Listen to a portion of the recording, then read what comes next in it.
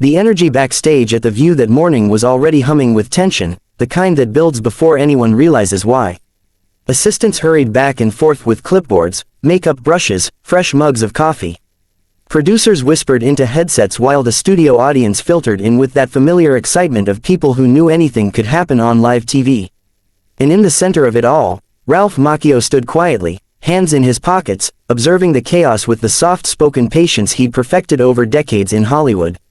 He'd been invited on to talk about the new season of Cobra Kai, its legacy, his long career, the unexpected love fans had shown him through the years.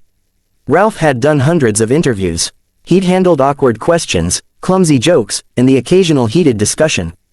But he'd always prided himself on staying respectful, measured, grounded.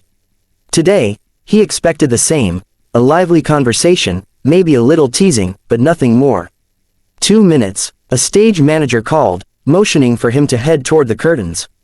Ralph took a slow breath, straightened his blazer, and stepped out onto the stage to applause. The music faded, the women at the table smiled, Sunny, Sarah, Anna. And then there was Joy Behar, leaning back in her chair with that glint in her eyes, the one viewers either adored or braced against. Ralph Macchio, everybody, Joy said, gesturing broadly as he sat down. Thank you for having me, he replied warmly. The conversation began as expected, questions about longevity in Hollywood, the surprise of Cobra Kai becoming a global phenomenon, the pressure and fun of revisiting a role he first played as a teenager.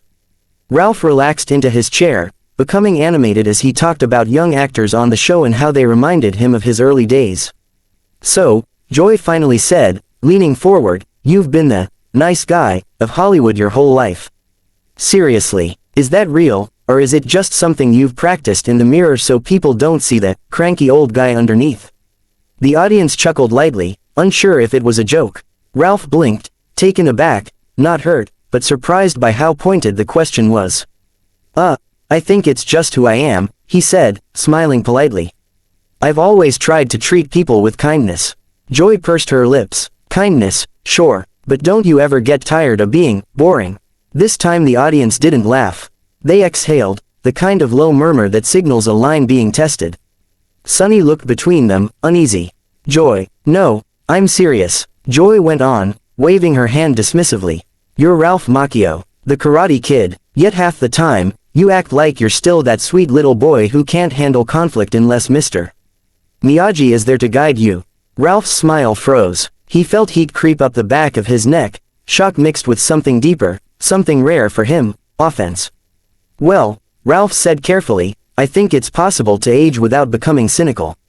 And Mr. Miyagi taught me things that still matter today, balance, humility. I don't think those are weaknesses. The audience applauded. Joy rolled her eyes. Oh, come on, she said. You're telling me you've never snapped at anyone, never thrown a fit, never told off a director, a co-star, a waiter, nothing. I've had my moments, Ralph said, his voice still calm but firmer now. Everyone does, but I don't think the world needs more hostility. Joy crossed her arms. So you're saying I'm hostile? Sunny tried again, leaning in. Joy, but Joy wasn't done. She pointed a finger at Ralph, as if accusing him of something unsaid. You Hollywood types come on this show pretending to be so enlightened, so gentle, so, zen. And it's all fake. I mean, come on. You can't possibly be this squeaky clean after 40 years in the business. Ralph held her gaze. Something in him shifted. Not anger exactly, but a firm, quiet boundary being drawn. Joy, I don't pretend to be anything. I just try to show up as myself. Joy laughed sharply. Yourself, please. You're an actor. Your whole job is pretending. A few scattered boos bubbled from the audience. Sarah touched Joy's arm, trying to rein her in.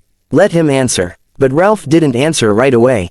For the first time in the interview, he looked truly uncomfortable, not because he couldn't handle confrontation, but because the conversation had turned personal, unprofessional, and unnecessarily hostile. He folded his hands, choosing his words with precision. I'm grateful for my career. I'm grateful for fans. And yes, I value kindness because this industry can be harsh.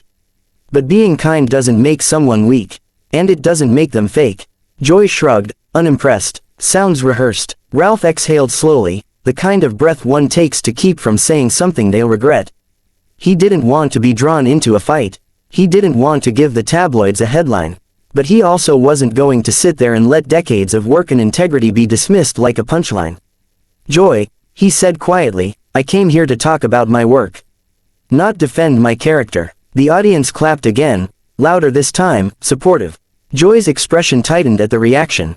Well, maybe your work would be more interesting, she snapped, if you showed people the real Ralph for once. The one who isn't afraid to get dirty. The words hit harder than she expected.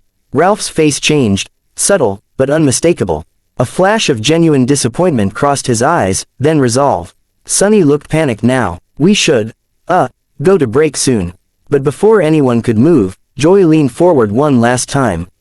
Come on, Ralph, isn't it exhausting being everyone's nice little nostalgia puppet? That did it. Ralph sat up straighter. His voice, when he spoke, was steady, but there was a firmness that silenced the room. I'm not anyone's puppet, he said. And I'm not here to be insulted. A hush fell over the studio. Even Joy blinked, clearly surprised that she'd finally pushed him to the edge. The commercial break felt like a strange kind of vacuum, a silent pressure building beneath the surface of the brightly lit studio. Assistants swarmed the stage with powder brushes and bottled water, pretending not to notice the thick, uneven energy settling between Ralph Macchio and Joy Behar. The audience murmured among themselves, some leaning forward as if trying to catch every whispered word, others exchanging wide-eyed glances that said, did that really just happen? Ralph sat unusually still in his chair, hands folded tightly in his lap. His face was calm, but there was something unmistakably resolute behind his eyes now, a quiet fire that hadn't been there at the start of the segment. It wasn't anger. Ralph wasn't an angry man. But he was a man who had finally decided he wouldn't be treated like a novelty or a doormat on live television. Joy, meanwhile, seemed agitated. She shuffled her cards, muttering under her breath, shaking her head as though she had been the one unfairly attacked. The producers hovered nervously behind the cameras, whispering about whether to steer the next segment in a safer direction or let it play out. They knew audiences loved drama, but not the kind that might explode into full-blown hostility and go viral for all the wrong reasons. Back in 10 seconds, the floor manager called out. Ralph lifted his chin slightly, centering himself. He could walk out already, but something in him insisted he stay, at least until he'd said what needed to be said. He wasn't going to let Joy, or anyone, rewrite the narrative in real time. The music faded. The cameras lit up again. The crowd quieted, eager, nervous. We're back with Ralph Macchio, Sarah said in a bright, cautious tone, clearly trying to reclaim control. We were just talking about the incredible success of Cobra Kai and... But Joy leaned toward her mic before Sarah could finish. Actually, I want to continue what we were talking about before the break. Sarah's smile faltered. Sonny shot Joy a warning glance. Anna crossed her arms. But the cameras were rolling, and Joy had seniority. She spoke, the show followed. Ralph turned his head toward her slowly, prepared this time. Joy clasped her hands together dramatically. Ralph, earlier you said you weren't here to defend your character. But the truth is, that's what all celebrities do on these couches. You give us the polished version of yourself and expect us to clap. Ralph exhaled through his nose, not out of frustration but out of sheer disbelief that she was still going. I'm not polished, he said. I'm simply respectful. Joy scoffed. Respectful? Or scared? Because let's be honest, you've built your whole image on being the good guy, and maybe that's just dull. The audience groaned. People shook their heads. A few even called out, come on, Joy. But Joy seemed almost energized by the pushback. And this time, she didn't just cross the line, she leapt over it. She leaned forward and said, with a boldness that stunned even the co-hosts, when are you finally going to admit that Cobra Kai succeeded because of everyone around you, not you? That the show works because you're basically a mascot for nostalgia. Ralph didn't flinch. He didn't look away. But something inside him shifted sharply. Sonny's hand flew to her mouth. Sarah whispered, oh my God. The producers in the back froze. Even Joy looked a little startled by the words once they'd escaped her lips, but she doubled down anyway, shrugging as if it were harmless commentary. Ralph's voice, when he spoke, was low and controlled, each syllable crystal clear. You invited me here to talk about my work, and all you've done is insult it, and me. Joy opened her mouth, but Ralph lifted a hand gently. It wasn't aggressive, it was decisive, and the entire room fell silent. For 40 years, he said, I've worked hard.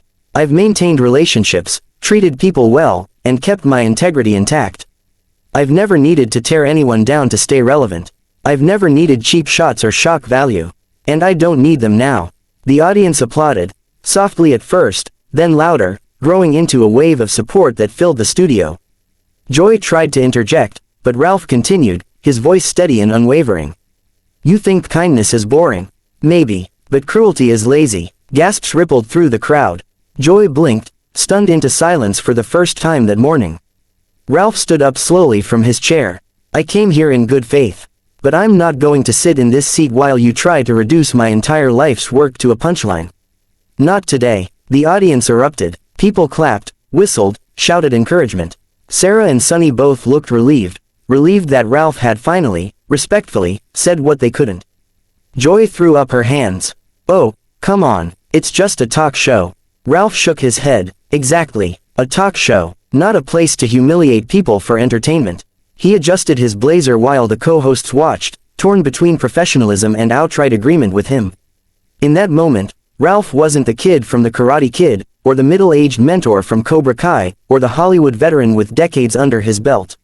He was simply a man standing up for himself in the most dignified way possible. He looked at Sarah, Sunny, and Anna and gave them each a small, sincere nod. "Thank you for your time." The warmth in his tone made it clear his frustration was not with them.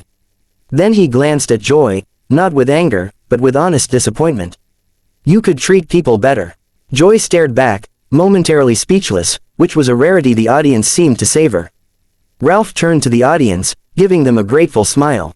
"Thank you, everyone," and with that, he stepped out from behind the desk and began walking toward the edge of the stage.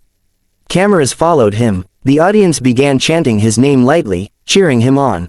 Producers scrambled, trying to figure out how to cut to break without making things worse, but it was